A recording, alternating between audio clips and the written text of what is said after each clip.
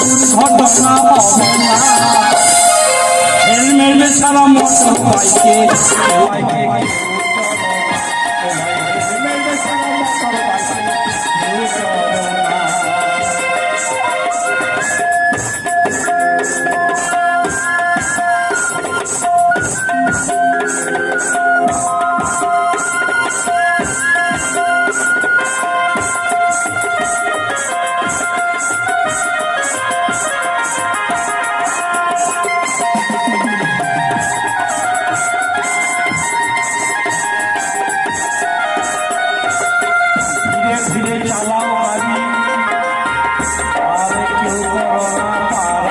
এবং রায়গঞ্জ ট্রাফিকের উদ্যোগে পথ নিরাপত্তা সপ্তাহের আজকে শেষ দিন।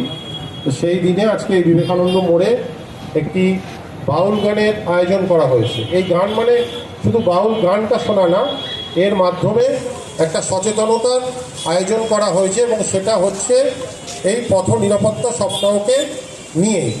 আপনারা সকলেই জানেন জায়গায় এই প্রোগ্রাম করা হয় এবং তার একটাই উদ্দেশ্য অ্যাক্সিডেন্টের হার কমানো। আপনারা হয়তো অনেকেই জানেন না, প্রত্যেক বছর প্রচুর মানুষ মারা যান শুধু ওই অ্যাক্সিডেন্টের জন্য।